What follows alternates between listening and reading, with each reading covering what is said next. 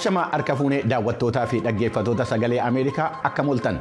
Sagaleen Ameerikaa sagantaan afaan Oromoo raadiyooniidhaan dambalii gabaabaa meetir baandii 22 2531 irratti televezyiiniidhaan Itiyosaatiidhaan kallattiidhaan magaalaa Waashingtan DC istuudiyoo 53 irraa isinii darba.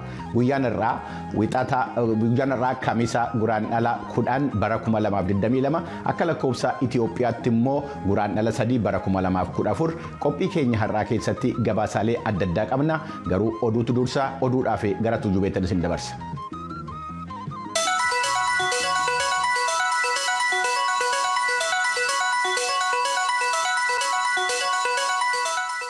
Kamooltan kabajamtoota hordoftoota keenya oduun ammaaf qabnu kunoo. Hoogganaan naannoo Amaaraa Yirqaal Kaffalee hojii haalli deebii gargaarsa namoomaa torbanneen darban keessa fooyya'aa adeemuu beeksisan. Walitti bu'iinsa Itiyoophiyaa kaabaatti aansee uummata miliyoona 11 ol kan naannoo Amaaraa gargaarsa yeroo hatattamaa isaan barbaachisaa jedhan. Mootummaan naannoo Oromiyaa deeggarsa naannoo Amaaraaf kan oolu qarshii miliyoona 100 gumaachee jira.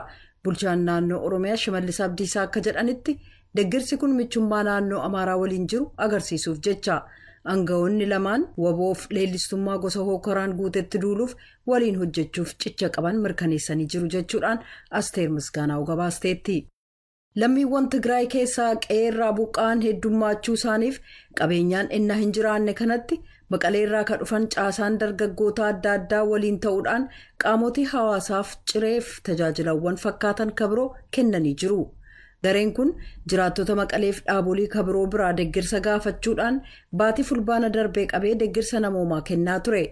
Miseensota ijoo ta'an keessaa 2 raadiyoo sagalee Ameerikaaf akka ibsanitti hanga ammaatti namoota 600 ol ta'aniif ciree kadheessan yoo ta'u kanneen keessaa 250 irra jireessi maanguddoodha.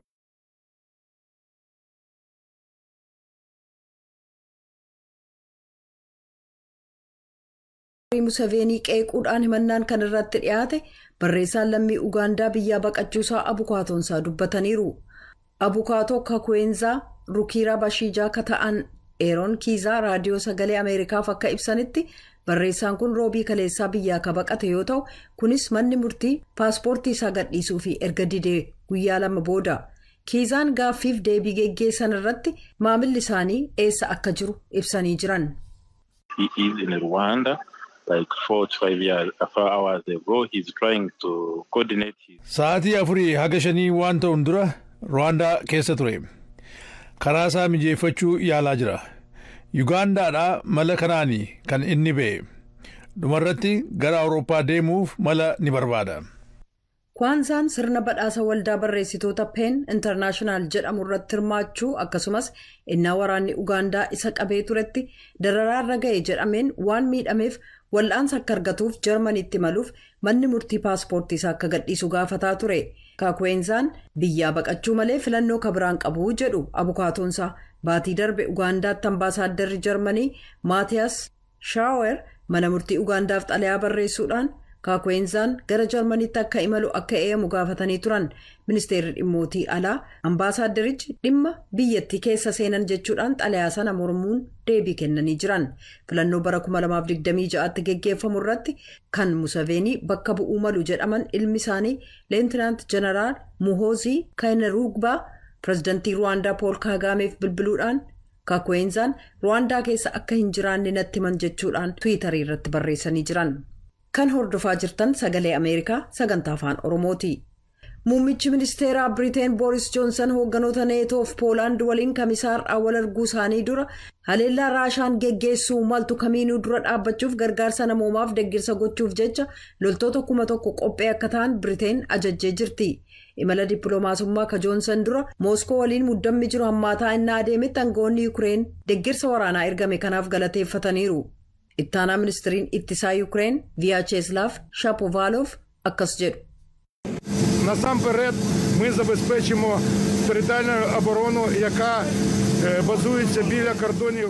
Duraan dursee deeggarsichi waraana ittisa daangaa Yuukireen irra jiru mirkaneessuuf jira. Haleellaa dhufuu malan mara dura dhaabbachuudhaaf qophii ta'uu keenya agarsiisuun mallattoo weerartuutti itti agarsiisnu isaa gaariidha. Deeggarsi ergame kun gonfoo mataaf qabattoo rasaasa ittisu ta'uu innaa Joonsaniif pirezidaantiin Yuukireen Volodimiir Zeleniskii mari'atan irratti walii galaniiru. Hoogganaan Biriteen qajeelfamni neetoo cimee hojiirra ooluun barbaachisaa ta'uusaa ibsuuf akkasumas ennaa Raashaan loltoota ishee daangaa Yuukireen irratti walitti qabdee jirtu kanatti Biriteen attamiin deeggarsa waraanaa dhiyeessuu akka dandeessu mari'achuuf jecha gara Biraaselsiif Waarsootti qajeelaniiru. Oduun galgala kanaaf qabnu kanuma.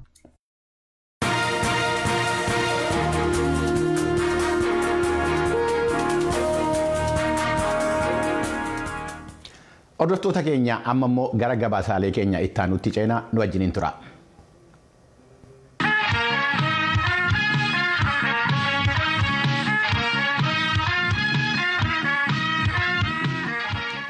Miseensonni hoggansa adda bilisummaa Oromoo obbo Daawud Ibsaatiin hoggaman mirgi keenya sarbameera jechuudhaan bakka mana hidhaa keessa jiranutti erga lagannaa midhaanii jalqabanii guyyaa 6 ta'aniiru.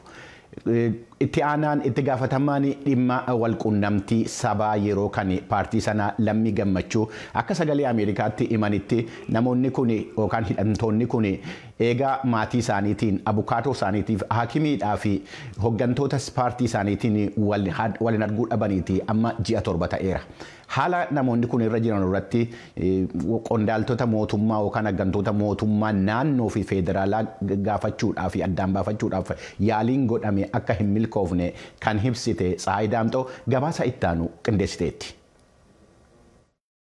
Paartiin adda bilisummaa Oromoo ABO obbo Daawud Ibsaatiin hoogganamu hooggansi paartichaa hedduun erga humnoota nageenyaa mootummaa kan federaalaa fi kan naannoo Oromiyaatiin to'atamanii hidhamanii waggaa 1 fi baatii 7 lakkoofsaniiru jechuun ibsa baasee jira. Paartichi ibsa har'a baaseen magaalota naannoo Oromiyaa bakkee garaagaraa fi manneen hidhaa federaalaa keessatti hidhamaa kan jiran miseensonni hooggansa paartichaa rakkoolee adda addaatiif saaxilamaniiru jechuun ibseera. Yeroo ammaas miseensonni hooggansa adda bilisummaa Oromoo kunneen lagannaa nyaataa erga jalqabanii bultii 6ffaa lakkoofsaniiru. Garuu maaliif akka lagannaa nyaataa kana eegalanii fi rakkoo isaan mudate itti dhiyeenyatti hubachuu hin dandeenye jechuun dubbii himaan kan yeroo kan adda bilisummaa Oromoo ABO obbo Lammii Gammachuu raadiyoo sagalee Ameerikaatiif ibsaniiru. Akka nu odeeffannoo qabnutti hoogganoota kanaaf nyaanni kamiyyuu hin dhiyaatu. Qarshii 20 dhiyaataa kan isaan hidhamanii jiran immoo laga keessatti. Laga jechuun mooraalee injiidha. Qarshii 20 maal akka inni bitu biyya kana keessatti har'a eenyuyyuu ni beeka. Waan isaan irratti beela jalqabaniif kana sana jedhee addan baafanne. Maaliif qunnamtiin isaan waliin qabnu erga citeeti har'a ji'ootaan lakkaa'ameera. Erga ijaanuu wal agarree jechuudha. Isaan keessaatii dhukkuba hedduu baay'ee kan yeroo adda addaatti mana yaalaatti deddeebi'aa turanii jaalkennisaa ayyaanaa turanii isaan dhibee sukkaaraa qabu. Jaal Mikaa'el Booran isaan immoo miseensa shanii gumii sabaa adda bilisummaa Oromoodha. Daawit Abdataa, Battee Urgeessaa, Lammii Beenyaa, Gadaa Gabbisaa isaan kun warra mana dukkanaa kan galaan mooraalee injii sana keessa turanidha jechuudha. Miseensonni hooggansa paartii kanaa yakka shororkeessummaatiin shakkamanii manneen murtii naannoo Oromiyaa fi kan federaalaatti dhiyaachuudhaan dhimma isaanii hordofaa kan turan yoo ta'u, si'a 2-3 manneen murtii kunneenis gariin bilisaan gariin ammoo wabiidhaan akka mana hidhaatii lakkifamaniif ajaja kennaa turuunsaa ni yaadatama. Haa ta'u malee qaamni raawwachiiftuu ajaja kana cinaatti dhiisuudhaan har'allee miseensonni hooggansaa kunneen hidhaa seeraan alaatiin dararamaa jiru jechuun fala waarawaa barbaachisaa jechuun obbo Lammiin ibsaniiru. Mana murtii sadarkaa adda addaa fi seera biyyattiin qabduun waan shakkamanirraati bilisa jedhamanii gadhiifamanii sanaa booda afaan qawweedhaan abbaan irree immoo ofiin seera muree koobee mana hidhaa adda addaa fi mooraalee injii adda addaa keessatti ugureedha kan isaan dararaa ture jechuudha. Sarbi mirga namoomaa hooggansa miseensotaa fi deeggartoota paartichaa irratti raawwatamaa jira jechuun addi bilisummaa Oromoo ABO'n Koomishinii mirga namoomaa Itoophiyaatiif yeroo hedduu xalayaadhaan beeksisee falli hin argamne jechuunis obbo Lammiin ibsaniiru. Koomishinii mirga namoomaa yeroo adda addaatti xalayoota adda addaadha kan galchaa fi turre akka dhaabaatti. Haa ta'uti garuu koomishiniin mirga namoomaas haa ta'u jaarmiyaaleen biyya kana keessatti mirga namoomaa irratti hojjetu jedhamanii yaadaman walaba miti. Fakkeenyaaf xalayaa guyyaa akkasii jedhee si caqaseessisuu nan danda'a. Hoogganoonni kun yeroo isaan Awaashitti butamanii gara Awaashiin deemanii yeroo isaan agiriin manatti huggurame yeroo manni murtii adda addaa sadarkaa adda addaatti hiikee jedhu xalayoota adda addaa galchaa turre. Fakkeenyaaf akkuma odeeffannoof siif ta'uu fi xalayaa gaafa 29 ji'a 8ffaa 2013 kan galchine akka fakkeenya tokkootti siif ta'uu danda'a. Garuu komishiniin mirga namummaaf kan galchine jechuudha. Komishiniin kun guyyaa tokko ibsa dhimma hoogganoota adda bilisummaa Oromoo ilaallatu kamuu baasee hin beeku. Si'a 10 deddeebineedha kan galchinu. ABO'n erga qabsoo karaa nagaa filatee biyyatti galeen as rakkoo hedduutu quunnamee kan jedhan obbo Lammiin mootummaan dhimmichaaf xiyyeeffannoo kennuun fala waaraa fiduuf tattaafachuu qabaa jedhan. Nuti kan iyyataa jirru ammas biyyittiin seera barreeffamee jiru sana hojii akka oolchitudha. Kana jechuun namootni kun seeraan bilisa ba'aniiru. Waan shakkaman sun akka inni ragaa irratti qabaatanii yookaan immoo akka inni dhugaa ta'an seera. Kanaafuu biyyi kun immoo addunyaa irraa cittee kan jirtu miti empaayeraa taatus. Kanaaf seerota jiru hojiirra oolchitee kana keessatti immoo dhaabbileen mirga namoomaaf iyyan fi lallabaa oolan kamuu irratti hojjetanii rakkoo kana furmaata fidanii namootni kun immoo maatii isaanii walitti makamanii dirree siyaasa biyyattii keessatti qaama furmaataa ta'anii akka isaan dhiyaataniifidha kan nu barbaannu jechuudha. Gama biraatiin hooggansi siyaasaa olaanaa adda bilisummaa Oromoo Koloneel Gammachuu Ayyaanaa manni murtii olaanaa Lidataa dhaddachi yakka shororkeessummaa fi dhimmoota heera mootummaa yakka ittiin shakkamanii turan irraa bilisaa jechuun akka isaan bilisaan gad lakkifaman erga murteessee mana hidhaa Qilixootii yeroo bahanitti humnoota nageenyaa mootummaatiin to'atamanii baatii 7 booda kaleessa mana murtiitti dhiyaachuu abukaatuun isaanii Milkiyaas Bulchaa ibsanii jiru. Manni murtii hidhaa seeraan alaa sababii bilisa jedhamanii fi hidhaa seeraan alaa jala jiraachuu isaanii kan argisiisu jira. Garuu immoo eenyu akka hidhe nuyi qorachuu waan hin dandeenye fi qorannoo kana immoo aangoon kan kennameef abbaa alangaa federaalaa ministeera haqaa waan ta'eef isaan namoota jara kana seeraan ala hamma kana qabatee hidhamanii akka isaan turan kan ajaje kan hidhe eessa akka turan dhiibbaa mirgoota namoomaa isaan irratti raawwate hundiyyuu qoratamee namoonni kana hunda keessa harka qaban akka himatamanii kan ammoo manni murtii akka beeksisan aangootaa kan qabus ministeera haqaa federaalaa waan ta'eef ministeerri haqaa federaalaa akka kana godhuu ajajuudhaan garuu immoo oliyyannoo isaan kanaan dura koloneel Gammachuu irratti fudhatanii turan mirgi isaanii dhiibamaa osoo jiru oliyyannoo isaanii ilaaluu hin dandeenyu haala bilisa ta'anii ofirraa ittisuu hin dandeenye keessa waan jiraniif jechuudhaan oliyyannoo abbaa alangaa immoo galmee yeroodhaaf cufneerraa. Gaafa isaan bilisa ta'an gaafa mirgi isaanii eegame falmiin kan itti fufu ta'u abbaan alangaa akka nu beeksisu jechuudhaan galmee kan cufan. Akka abukaatuun isaanii jedhanitti Koloneel Gammachuun eenyu akka himate maaliif akka himatamanii fi eenyutu hidhee jira kan jedhu abbaan alangee waliigalaa federaalaa qoratee akka dhimmicha mana murtiitiif dhiyeessu ajajni kennameera jechuun ibsaniiru. Dhimma darara miseensa hooggansa adda bilisummaa Oromoo irra gahaa jiruu fi hidhaa Koloneel Gammachuu Ayyaanaa ilaalchisee biiroo haqaa Oromiyaa, Koomishinii Poolisii Oromiyaa, Ministeera Haqaatti, Abbaa Alangee Waliigalaa Federaalaa akkasumas Koomishinii Mirga Namoomaa Itoophiyaa irraa deebii argachuudhaaf carraaqqii taasise har'aaf milkoofne. Gabaasa Sagalee Ameerikaatiif Tsahaay Daamxoo Finfinneerraa. Naannoo Beenshaangul Gumuz godina Matakkal keessatti sababa dhabiinsa nageenyaatiin kan ka'e namoonni sodaatanii bosonatti baqatanii turan hedduun amma deebi'aa jiru jedha gabaasni naannoo sanarraa ba'e jechuudha. Koomishinarri koomishinii hooggansa sodaa balaa naannoo Beenshaangul Gumuz obbo Taarraqeen Taasisaa akka jedhanitti mootummaan namootan kana gargaarsa kennaa jira. Fuula durattis immoo akka deebisanii dhaabanu hojjechaa akka jiranu himaniiru. Naakoor Malkaatu gabaasa kana qopheessee itti aanee dhiyaata.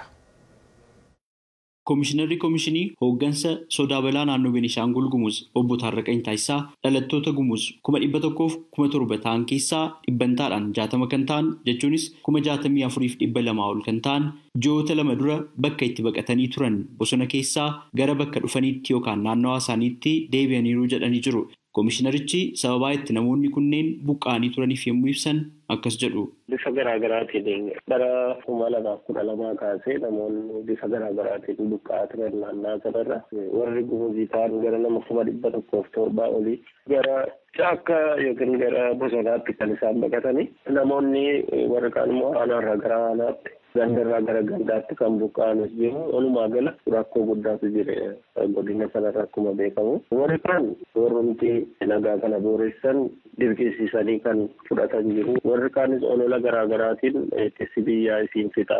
Namoonni sabaaf sablammiin as jiru kun uummata gumuus fixa jedhanii waanuma garaagaraatiin kan isaan buqqa'ani. Hojiin gara bakka dhufaniitti deebisuu kun godina Matakkal aanolee 7 keessatti hojjetamaa jira jedhu obbo Taarriqany. Obbo Taarriqany mootummaan nagaa tasgabbeessuu fi namoota baqatanii turan mariidhaan amansiisuudhaan akka isaan gara qe'ee isaaniitti deebi'an godheeraa jedhan. Namoonni kunneen haala jireenya namoota yeroo qe'ee isaanii irraa buqqa'anii turanii jedhanis akkasitti ibsanii jiru.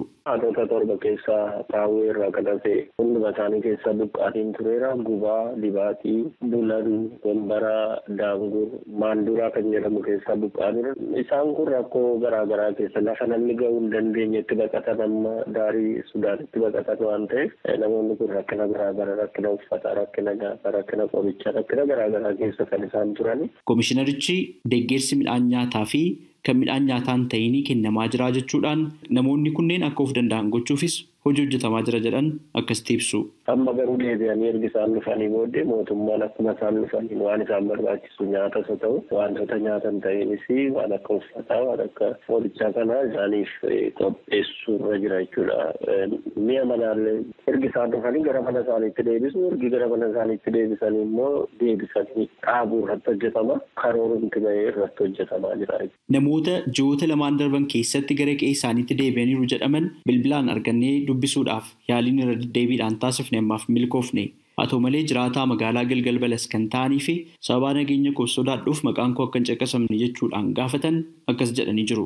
ግማሽ መንገድ አደርሶ ተመለሱ ተብሎ የሚመጣበት ምክንያት ግራ ገብቶናል። እኛ qaamoleen nageenyaa hidhattoota bira gahaniiru yeroo jedhaman dhageenya. Haa ta'u malee daandii walakkaa deemanii haala itti deebi'antu jira. Hamma dhumaatti deebanii qabanii seeratti dhiyeessuu tarkaanfii fudhachuu qabuun jedha. Akkuma hidhattootni jiran garuu gumuzootni meeshaa hin hidhatin hedduutu illee jiru.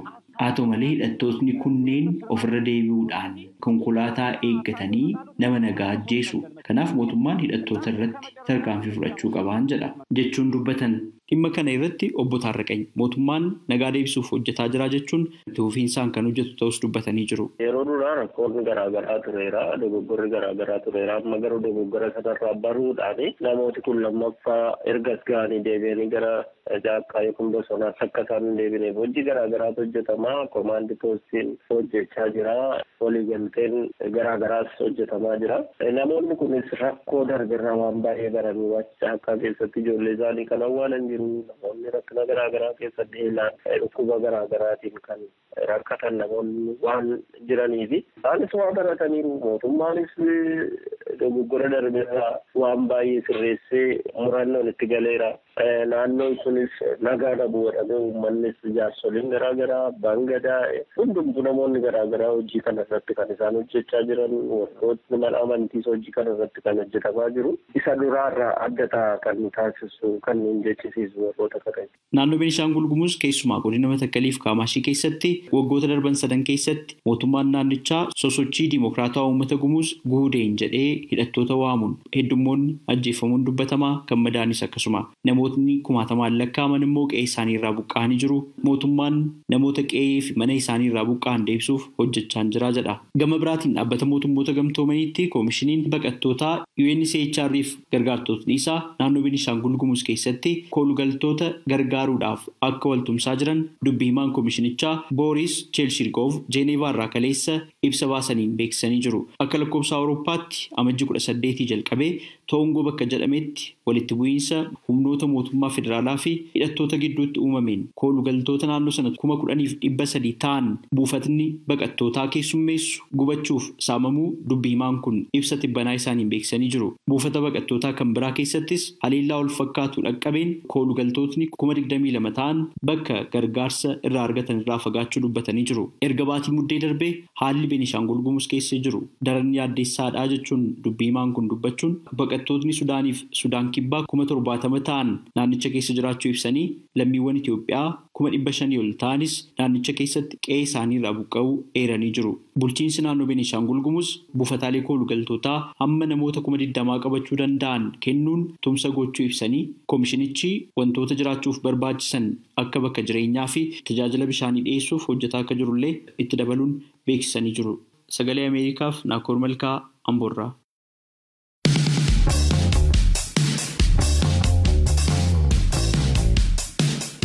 Qophii labataa.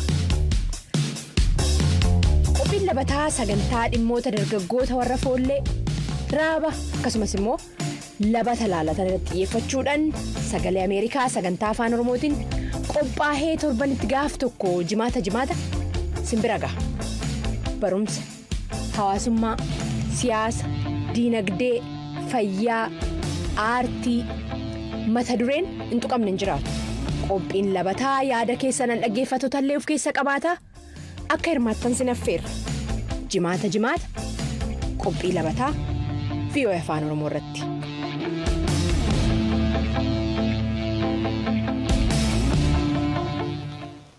Kun sagalee Ameerikaa sagantaa afaan Oromooti. Amma immoo gara qophii fayyaatti ceenaa nu wajjiniin tura.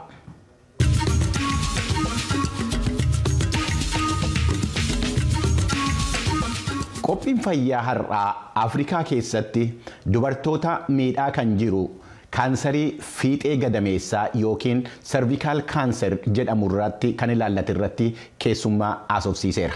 Finfinnee kan jiru hospitaala Biraas keessatti ogeessa addaa waan waa'ee dhukkubaa fi wal'aansa gadameessaa ta'an Dr. Taaddasee Kitilaa wajjiniin jaallanneen kan marii taasifte.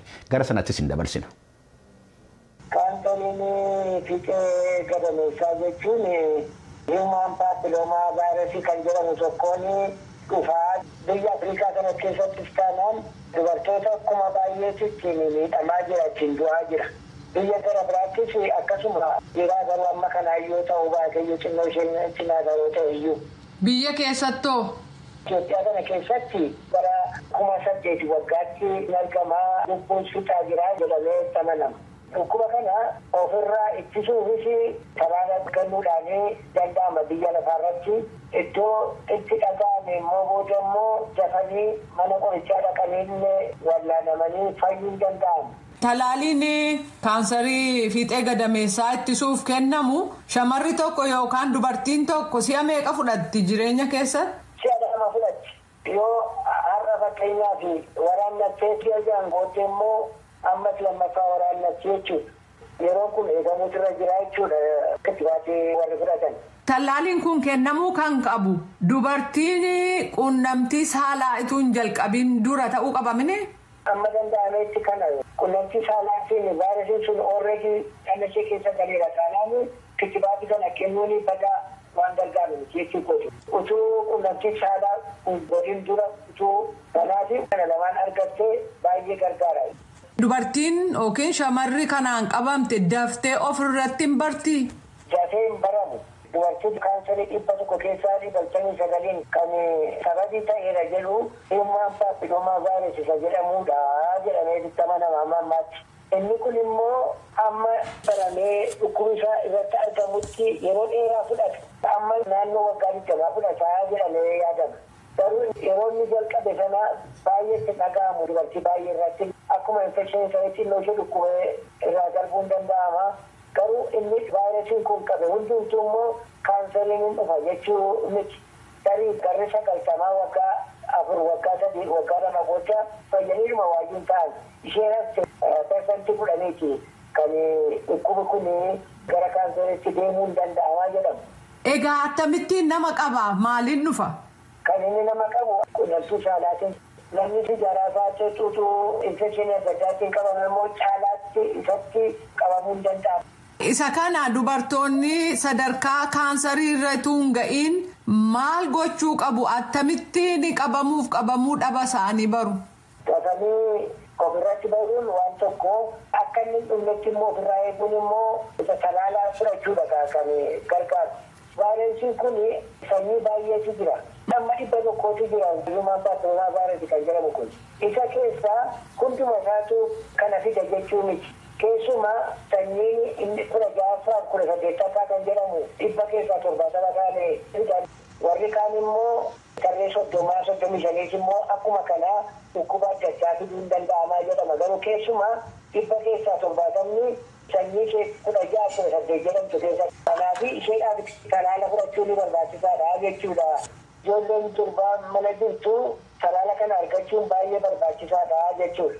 Ittaansee waggaa 20 gara 30 dogaan immoo yeroo waggaatti ilaalchisanii mirmaraan paappismeejooshaan immoo utuu kaanseriin ittiin dhaga'amini mirmaraa kan fuudhanne jira. Mee adda addaa kan ittiin ilaalanis jira. Kana isa yerootti ilaalamuun barbaachisaadha jechuudha.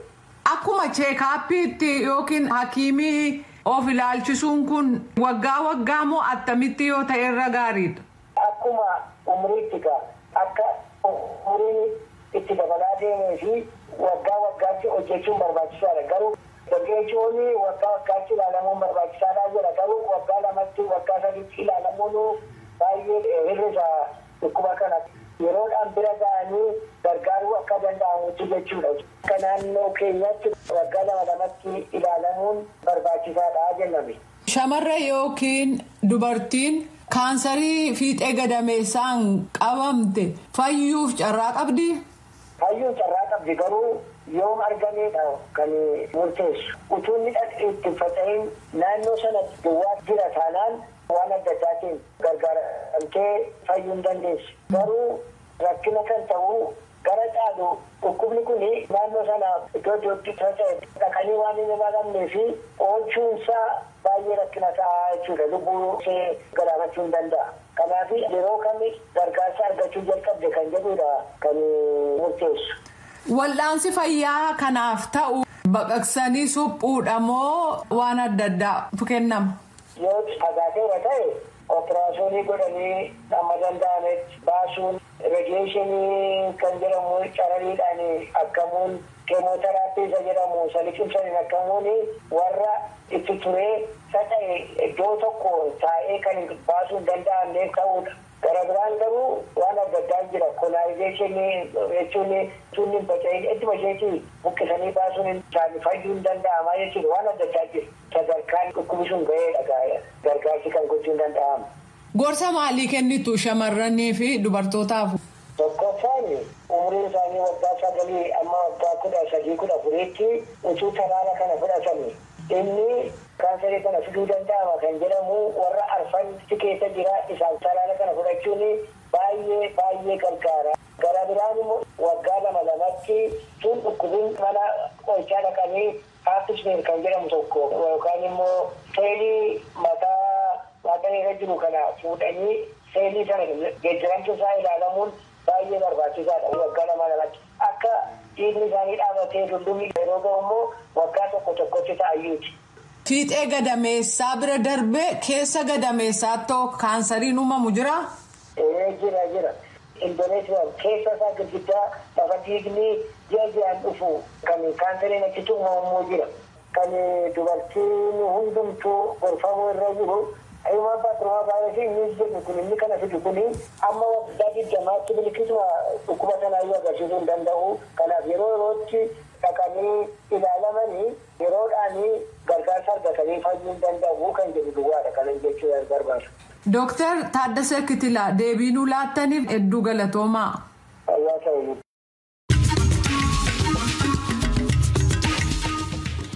Hayyee hordoftoota keenya sagaleen Ameerikaa sagantaan afaan Oromoo qophii har'aaf qabu asuma irratti raawwata. Qophii keenya irratti yaada qabdan voa@afaanoroomoo.com jedhaatiin nuun ergaa.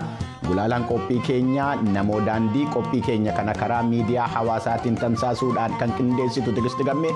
Pirodiisariin keenya Nigusuu Taamiree, gulaalaan viidiyoo Lateeraa Amantee, ogeessonni teeknikaa istuudiyoo 53ffaa an keessummeessaan keessan Bafqaaduu Morodaa waan nu wajjin turtaniif isin galateeffachaa qophii keenya boriitiin amma walitti deebinutti hundi keessan iyyuu bakka jirtanutti fayyaa ta'a nagaatti bulaa isiniin jenna.